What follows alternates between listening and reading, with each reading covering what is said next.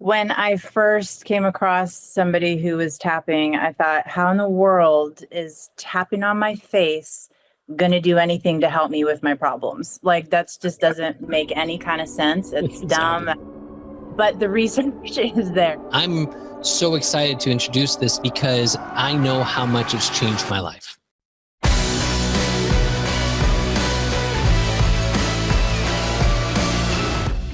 Welcome to Evolve Leadership, the arena where high-achieving leaders are challenged to redefine their limits. My name is Angus Nelson. I grew up in the United States and I now live in Lisbon, Portugal. I'm an executive coach and I've spent my career advising and training leaders from startups to Fortune 500 companies. And here's what I've learned. An old, ineffective leadership framework will always keep you on a hamster wheel, consumed with work-life balance, burnout, and stress. Here on the show, each week we'll help you rethink the path to achievement. We'll help you discover new principles, new philosophies to the modern leader. Look, the world is relentlessly changing, demanding a new era of leaders. It's time to redefine your limits. So enter the arena, my friend. It's time to evolve.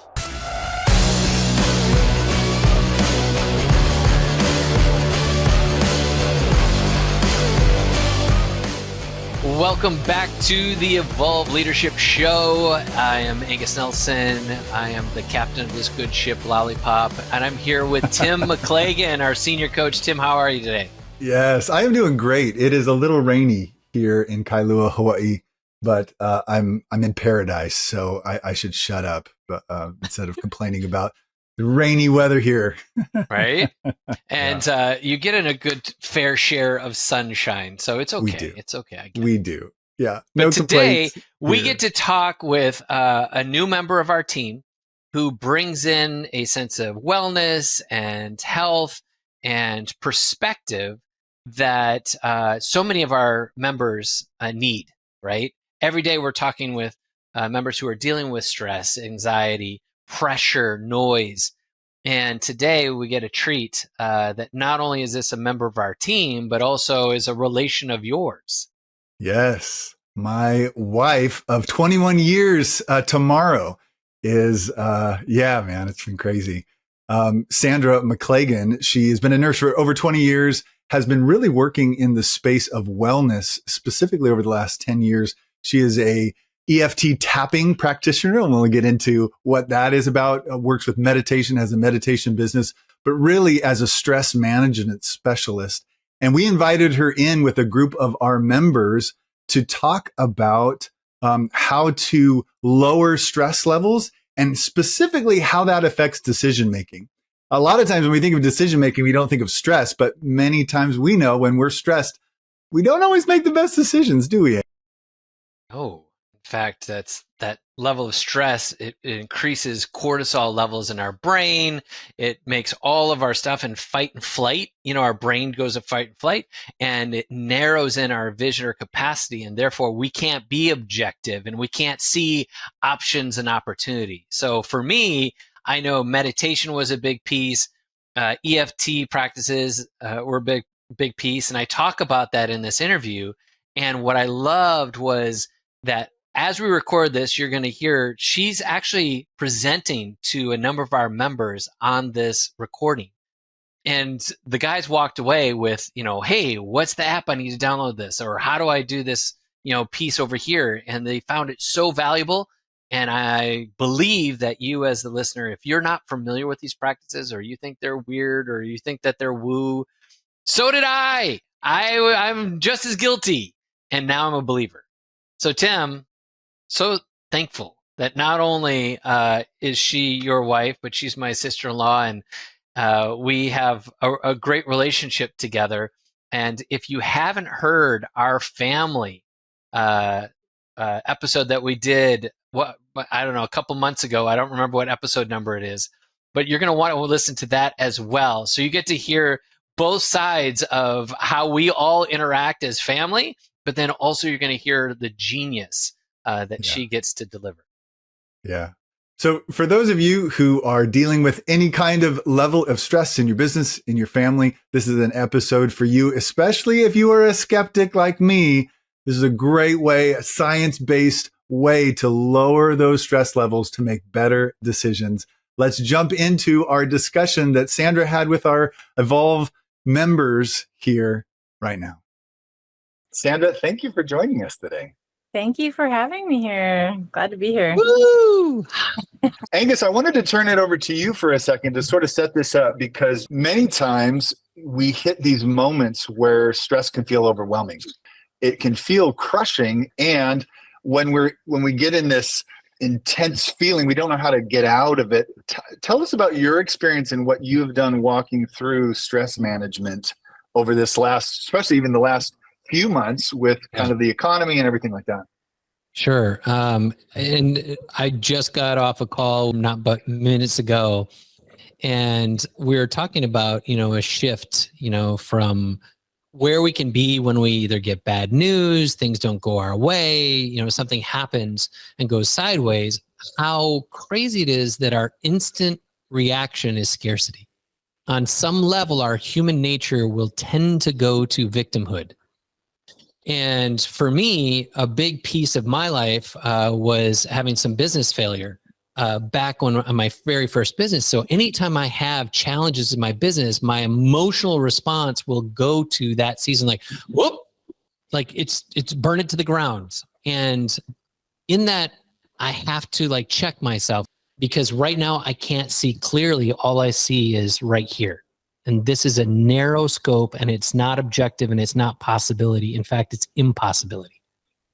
And so to change that state, I was introduced to EFT, which you guys are going to learn about today. Two pieces, actually. Meditation was one thing that I've talked about often. Meditation has changed my life, and EFT has changed my life. I'm so excited to introduce this to you because I know how much it's changed my life. And with that, I'll turn things back over to you guys. Yeah. So, Sandra, I'm really excited. And I want to take two tools and focus on today that Angus mentioned. One is meditation. One is EFT tapping. And we'll break what the heck is that? We'll get into that. I think most of us have heard of meditation, but can you kind of define it for us? And how does it help the high achiever who is in a stressful role? How does meditation help? So meditation, everybody knows in general about meditation. When you look it up, you'll find all different kinds. For me, in the simplest terms, to define meditation, it's a moment of pause, because our life is consistently moving in fast forward. We do not often naturally go slow or take these moments of pause. But meditation is just a moment to pause.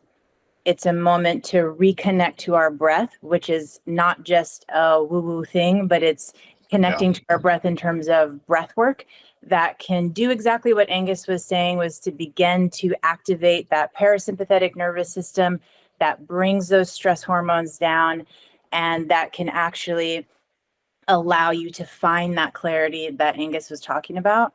So it's a moment of pause to reconnect to your breath, and also to take a moment to notice how you feel. Notice, what are the thoughts that are going on in my mind? What is the emotion that I'm feeling right now? Because if you don't ever notice it, that's the true starting line. If you don't take the moment to notice it, then it inevitably is affecting your decision making without, subconsciously. And so without taking the time to notice, these things are really fears, past failures, thoughts, and emotions are actually making the decision for you, as opposed to you actually noticing them and kind of being an observer for those. But when you notice those emotions, you also have to notice them without judgment. And a lot of times people have heard of mindfulness, and that is a big part, is noticing thoughts from a place of non-judgment. And so what does that mean? Basically, what that means is not adding on other layers. So what Angus was talking about, immediately something happens and immediately maybe he went into, oh, this is familiar. This is real familiar. Back when, the business failed a couple years ago, this feels real familiar. And all of a sudden it's like emotion, cortisol, adrenaline, survival, tunnel vision thinking. And so on top of that, he could then go, what a failure I am. You know what? I can't believe I'm having these emotions again. I can't believe I thought I dealt with this, a couple years ago. Why am I doing this? So there's all this harsh criticism that comes in on top of just the basic emotion or thoughts you're having. And so when you can remove these extra layers of judgment that you're having and simply just notice the thoughts and the emotions that are there without judging and consciously removing judgment, then you can actually deal with the actual emotion. But when we bury it in layers and layers of judgment, I mean, we're not even going to be able to get to the real thoughts or be able to have, process thoughts, process emotion. So it's a moment to pause, reconnect to your breath, notice how you're feeling or what you're thinking without judgment. Wow, I love that because I went through I called it a stress attack a year and a half ago. And I remember what was hardest about it wasn't actually the thing I was facing. It was all of the inner critic. Anybody else have an inner critic? And the inner critic was saying, you're so weak. I can't believe you're feeling. And that probably had more, it just compounded the stress, right? It compounded so you're saying meditation gives you this pause to be able to take a step back and then actually focus on the real thing that's going on instead of all of the feels that we're feeling. Am I right? Yeah, definitely. It's a moment and especially the connecting to the breath is really important because scientifically the research is there that shows when we are manipulating our breath in a certain way, we're activating that parasympathetic nervous system that is the entry point into being able to have clarity. And we'll talk about with EFT, which is the next level of connecting to your higher brain, your prefrontal cortex, the place of clarity, problem solving, and all of that. So it's the meditation for me is the entry point into that. Nobody teaches you this. Like your body is wired to fix itself. It's wired to control its own emotion. It's wired to do these things. We just need these tools to implement and the consciousness to know when to do it when we need it. Absolutely. Yeah. No, that's really cool. So Sandra, let's get into EFT and then we can break these down a little bit more. What is EFT tapping? Because if somebody were to just look at it, it feels like somebody's like, it can look a little funny and it can be a little like, that is way too woo for me. But it's what are you doing to yourself? Yes. Right? It's incredibly scientific. So break that down for what is EFT? What does that stand for and what actually is taking place? When I first came across somebody who was tapping, I thought, how in the world is tapping on my face going to do anything to help me with my problems? Like, that's just doesn't make any kind of sense. It's dumb. It's just like, I don't know what that is. It doesn't even make any sense. But the research is there. So EFT stands for Emotional Freedom Techniques. And it's actually a collection of tools that you can use to reduce stress. And like I said, reconnect to your higher brain thinking. Angus alluded to this idea of when you're in fight or flight, you go tunnel vision because running away from the dinosaur, you didn't have time to problem solve. You just had to run. You had to get out of there. And so literally your vision even is like tunnel vision and you just go and you run or you freeze. And what tapping is, tapping on these acupressure points. In general, if you think about when a person gets scared or when a person gets surprised, we have these places that we touch on our bodies instinctually. Oh my gosh, and we kind of we touch our chest, or if we're feeling stressed, we might rub our chest. When we have a headache, we might go up to our temples and kind of like rub right here. When we're stressed, we're rubbing. Tim tells me all the time, he's like, what's the matter when I'm rubbing right here? That's hereditary. Sammy does the same thing. Right. So instinctually, we have these places that we go in our body to soothe ourselves and to calm ourselves. We don't even know we're doing that. Those are acupressure points.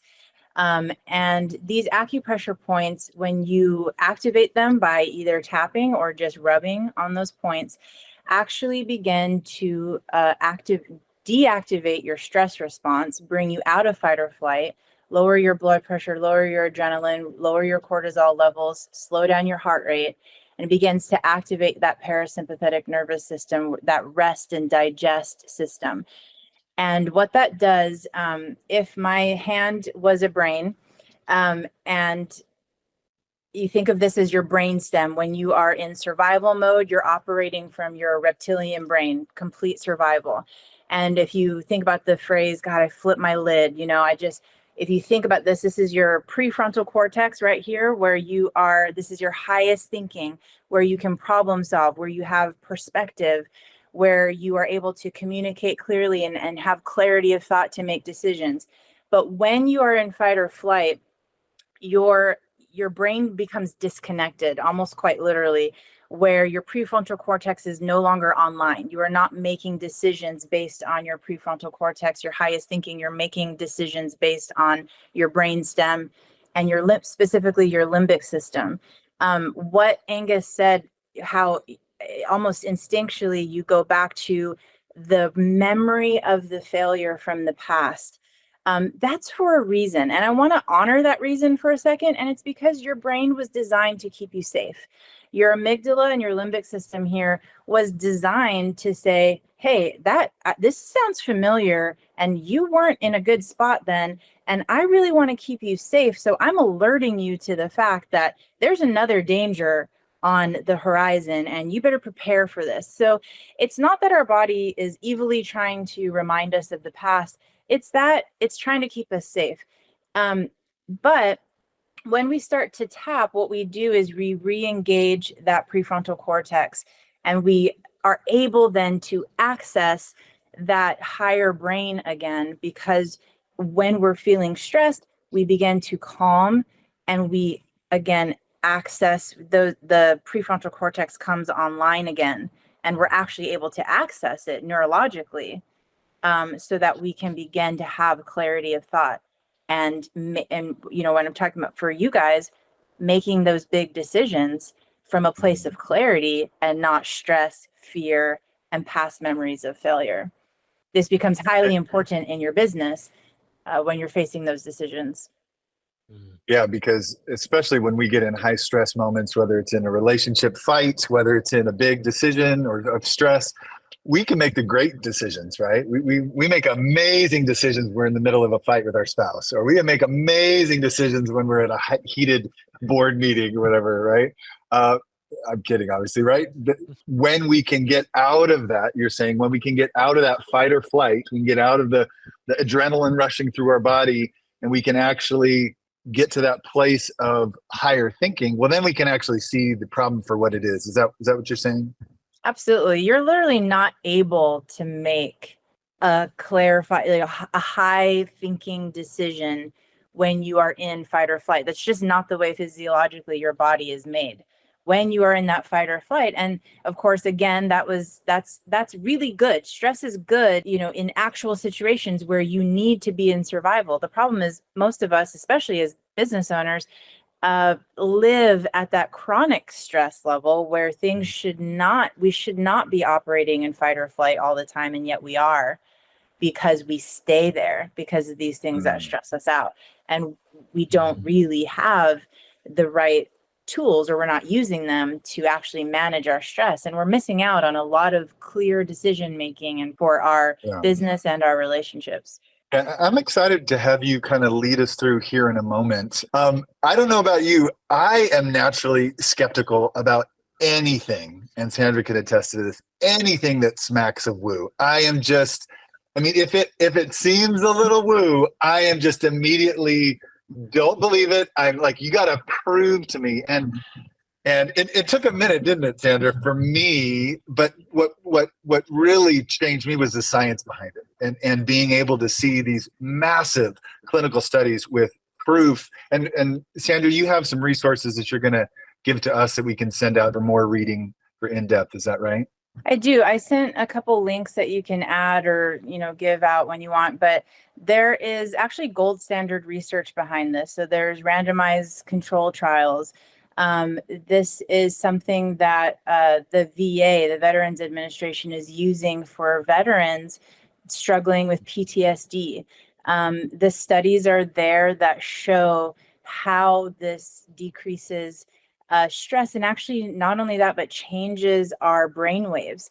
Functional MRIs that show the before and after of tapping, where there's activation in your brain about something, showing that stress about something and activation, and then after tapping that it's not there. And this is on a functional MRI. And it's not just, I mean, we're talking here about business, but this is about, like somebody mentioned in the chat, parenting. This is about food cravings. There's been a lot of research with weight loss and food craving. There's been a lot of research with testing. I've had a lot of my clients already tell me this has helped them. This has helped them pass. There's one lawyer who helped him pass the board exam, the bar. A nurse practitioner, it helped her pass her board exam. So it's in schooling, in business, all kinds of things. Mm-hmm. So, like with food craving, what it does is it helps you get out of.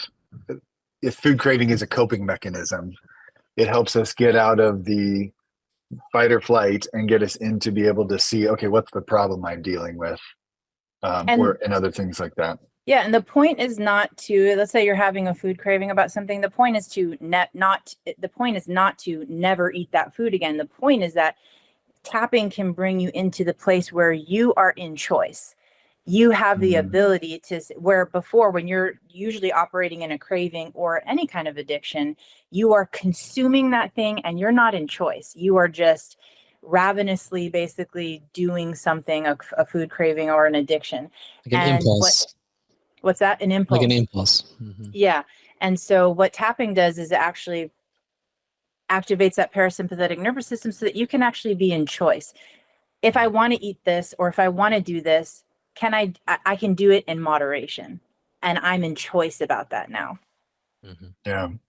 So what I want to do, Sandra, is have you lead us. What I want to ask you to do is to suspend disbelief. So if you're like me and you're naturally skeptical, please use any clout that Angus and I have in seeing it happen in our lives.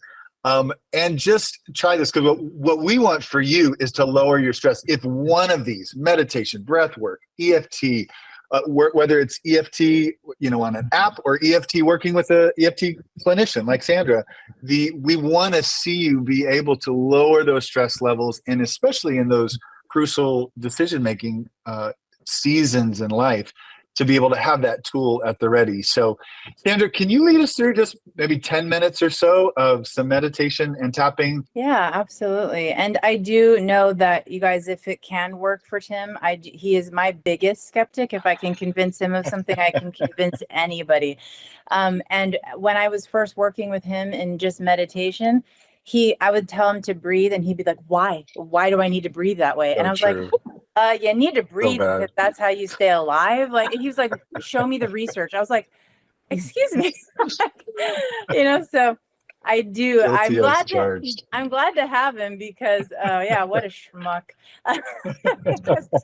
I'm glad to have him because he really is this voice of skepticism. I know, okay, if once I can I can show him, if he's on board, then I know anybody can be on board. So can you also just give a quick tutorial on where the tapping is so that we don't have to watch you? Yeah, absolutely. So when we get to tapping, we're going to start off with the side of our hand. Some people call this the karate chop point, just basically the side of the hand. And when you're tapping, it's just a light tapping. You don't have to bang on that or anything. It's just a light tapping. It's just a stimulation of this point. And we'll do a couple, setup phrases here, and you'll just repeat after me, so you don't have to worry about memorizing anything or thinking about anything. And then once we move there, we'll move to the top of the head, right at the crown. And then we'll move to the eyebrow point, which is right at the beginning of your eyebrow. And I usually use 3 or 4 fingers just to kind of do both of them at the same time. Some people tap with 2 hands on either side of the body. That's okay. Or you can do 1 hand. You can tap now, move on the side of the eye. Again, 1 hand, 2 hands, doesn't matter. Under the eye. under the nose, under the lip or on the chin,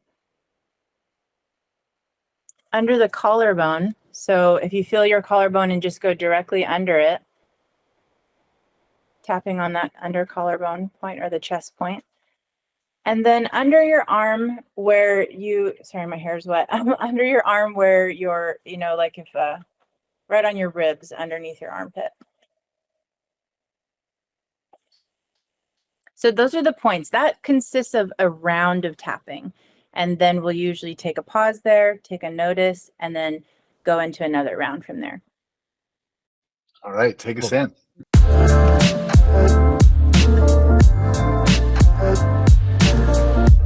Let me just pause for a second to say this.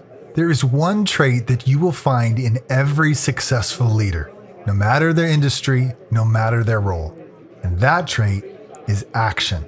And we want to inspire ambitious leaders like you to bet on yourself and take action on those audacious goals that you see in your heart. That's why we created our 90-day accelerator.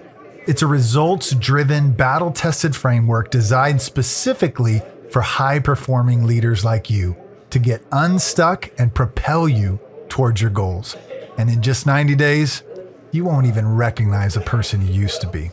To be a part of this elite community, go to evolveleadership.org. Now, back to the show.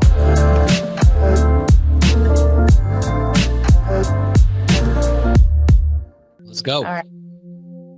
So we'll first start off just very simply. Getting comfortable. Taking just some natural breaths, nothing counted at this point. And simply giving yourself compassionately the space to pause. You ask a lot of your body, a lot of your mind on a regular basis. You also deserve to have this moment to actually pause and simply be here in this moment.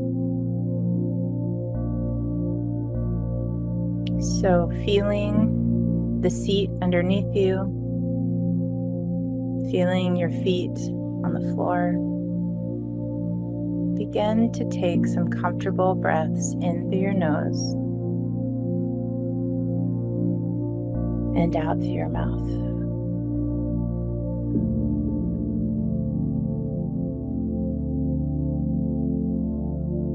In through your nose and out through your mouth. Just continue to breathe on your own like that. Just letting go of any expectation of what this moment should be, has to be. You are simply here, enjoying a moment of pause to reconnect to your breath and support your body in a way that does support what you ask it to do on a daily basis in your business and in your life. Feel your shoulders drop away from your ears.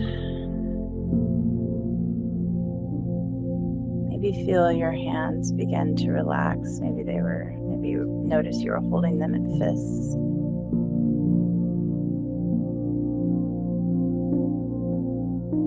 A relaxed body feels loose, feels limp, feels heavy.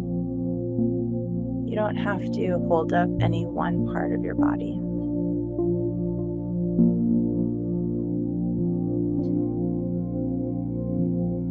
I'm going to go into breathing in a pattern, which I'll count for you.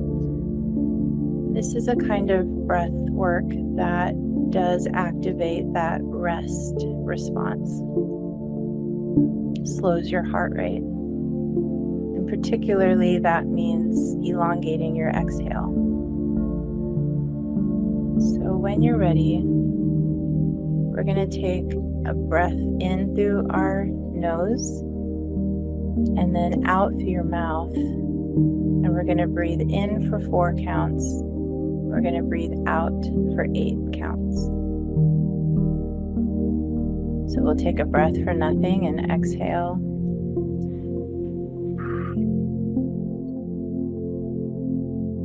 And on your next inhale, inhale for 1, 2, 3, 4. Exhale, 8, 7, 6, 5, 4, 3, 2, 1. Inhale, 1, 2, 3, 4. Exhale through your mouth, 8, 7, 6, 5, 4, 3, 2, 1. Inhale through your nose, 1, 2, 3, 4. Exhale, 8, 7, 6, 5, 4, 3, 2, 1. Again, inhale through your nose, 1, 2, 3, 4. Exhale, 8, 7, 6, 5, 4, 3, 2, 1. And you can continue this kind of breathing on your own. Really just not getting hung up on the numbers, just elongating your exhale as much as you can, slowing that heart rate.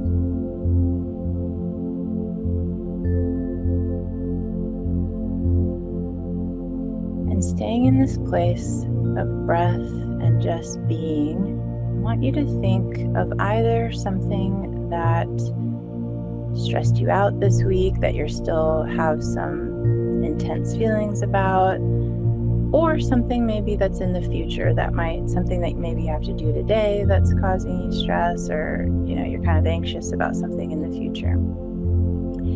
And when we do clinical EFT, we take a measurement around during the rounds that we do, and what we do is we measure the intensity of that feeling. It's not good or bad, it's just how intense is it. 0 is 0, no intensity at all. 10 is the most intense an emotion or thought can feel. And so I want you to pick something in your life that's around a 4 or a 5, nothing super high. I don't want you to pick something that's stressing you out to the max, because that's what I like to work with people one-on-one with. There's lots of ways I like to be able to keep you emotionally safe when you're dealing with something that's really hot like that, really intense. So pick something around a 4 or 5. Maybe it's something that happened. Maybe it's an argument you got in, or maybe it's just something that irritated you, kind of an irritation or a frustration. I want you to think about that thing, kind of tune into and notice, like we talked about, what emotion comes up for you now when you think about that thing, either what happened in the past or that thing coming up in the future. Not how you felt about it then when it happened, but how you still feel about it now. Maybe you feel frustrated. Maybe you feel stressed. Tune in to just a word of the emotion that you're feeling about that event.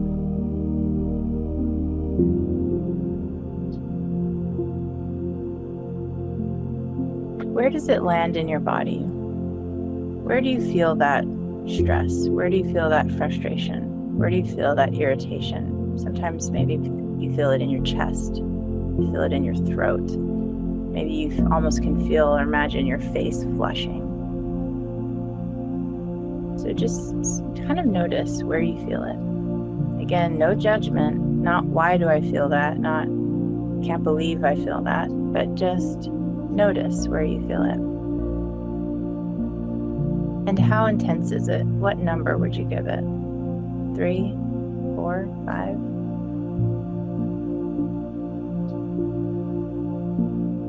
And now we're going to tap on the side of the hand.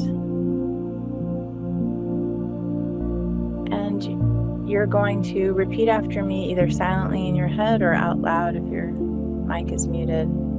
Just say, even though I'm feeling this emotion right now, and fill in this emotion with the actual emotion you're feeling. So, example, even though I'm feeling this stress right now, even though I'm feeling this stress, and I feel it in my chest, or fill in where you feel it. I feel it in my body. I accept that I'm feeling this way right now. Tapping on the side of the hand, even though I feel this feeling. Fill it in again with your specific word. And I feel it in my body. Fill it in where you feel it. I accept that I'm feeling this way right now. And one last time, even though I feel this feeling, and I feel it in my body, I accept that I'm feeling this way, and I accept myself, even if I'm feeling this way. Continue tapping. Sometimes it can be hard to say I accept myself or I accept that I'm feeling this way. So if you're struggling to say that, you can even say, even though it's hard to accept that I feel this way, I accept that it's hard for me. Now we're going to tap on the top of the head and just say that feeling, this feeling. So you would say this stress, this frustration, this irritation on the eyebrow that I feel in my body.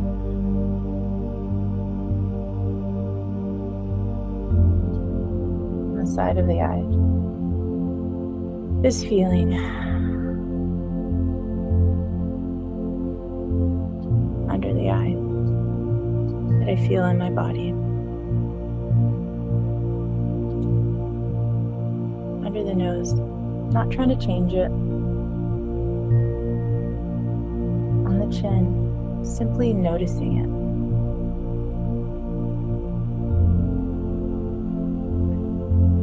On the chest, this feeling.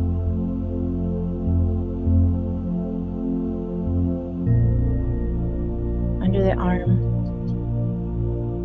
when I think about what happened the other day, or when I think about what's coming up, whether it's a past or a future thing for you.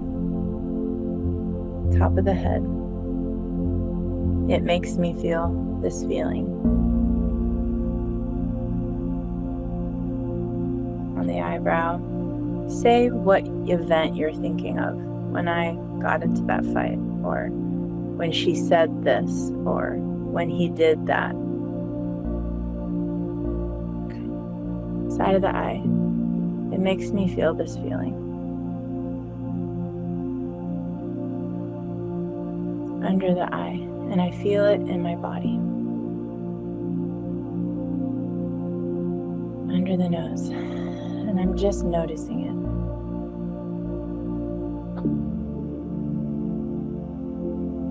On the chin, this feeling. On the chest, in my body.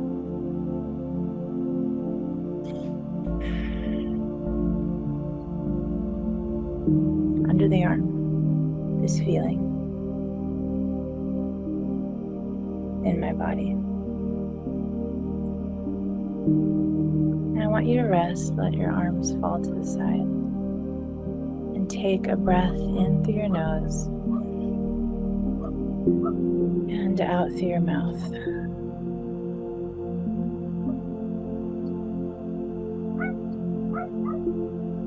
In through your nose and out through your mouth.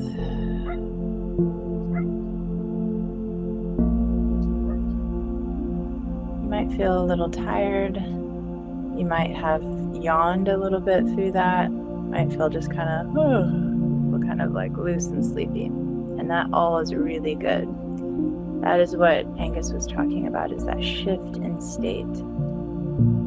I want you to notice now that feeling that you felt about either the event that happened or the thing that's coming up. Notice if that's changed at all, if it's shifted maybe to another feeling. Maybe frustration has shifted to sadness, or maybe frustration has shifted to another kind of emotion.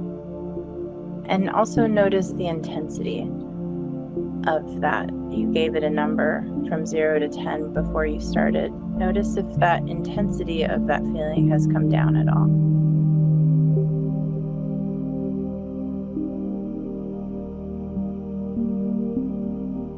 And then I want you to just take another deep breath, and when you feel comfortable, you can kind of come back into your seat, kind of feeling like where you are and being aware of the room, and open your eyes whenever you feel ready.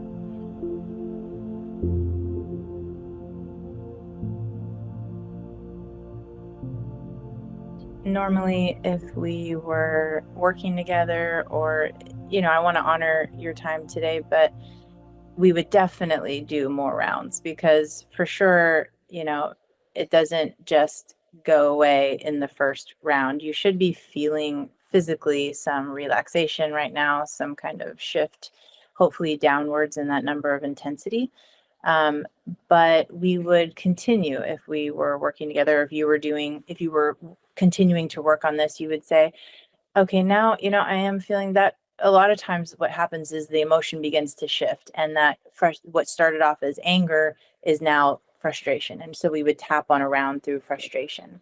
And then what often happens is kind of some of the underlying feelings come out, like, actually I was angry, but I'm actually disappointed. I'm really disappointed. Really, what that triggers is a disappointment. So then we would tap on disappointment, and we would go through round after round. And the beautiful thing about tapping, and why I love that, is it really gently peels back layer by layer what you're feeling, to truly get to the heart of where you actually need healing, and where not only healing, but where your memories actually need processing of your emotions.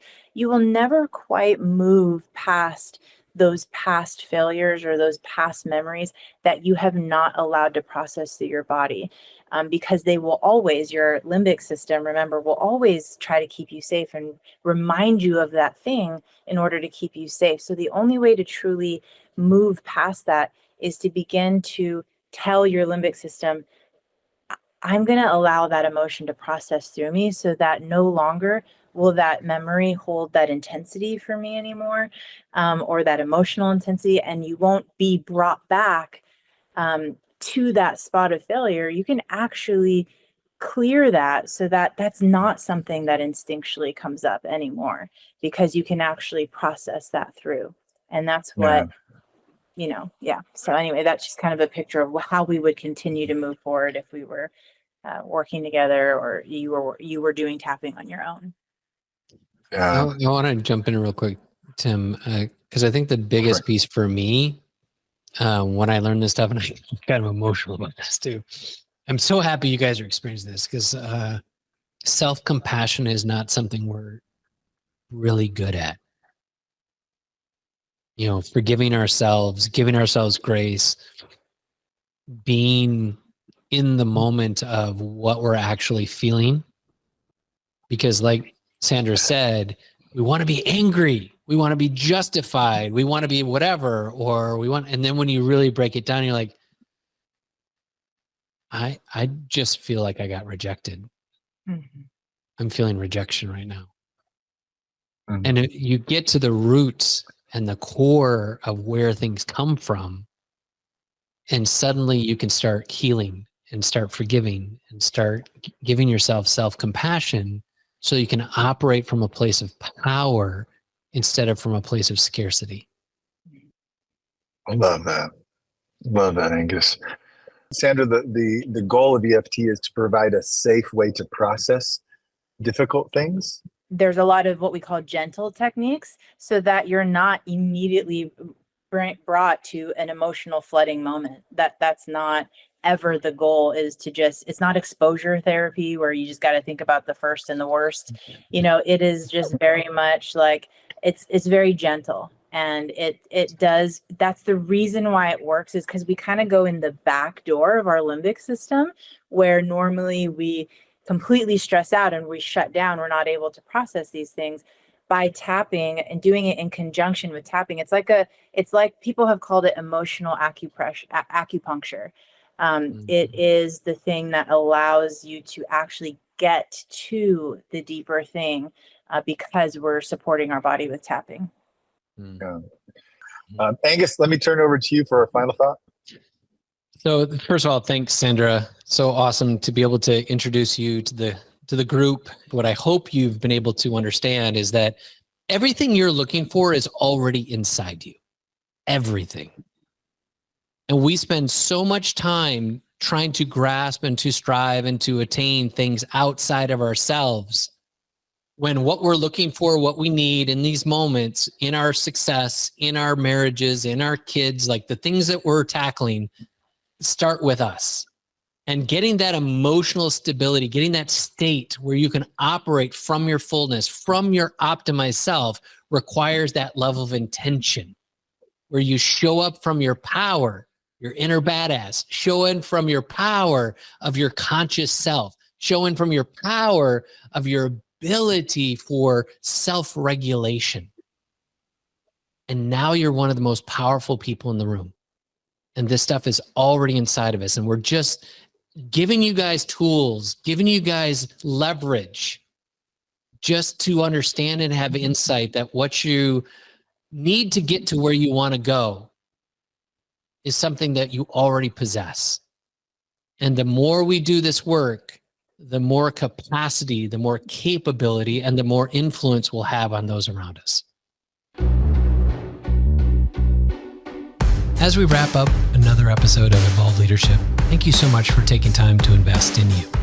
If there's to be any sustainable growth in your company or even in your relationships, you must grow first. And it's what I love to do for leaders, to help them grow, to challenge their thinking, sharpen self-awareness, to instill an unshakable confidence, and ultimately upgrade their sense of self. And we do this through our proprietary method called Agile EQ Plus, where we're leveraging agile leadership and emotional intelligence. We provide our signature training for individuals, and for businesses, we've designed a unique curriculum for company-wide learning and development. If you'd like to learn more about our training or to schedule a call, you can simply go to evolveleadership.org. And until next time, stay driven, keep climbing, and never stop evolving.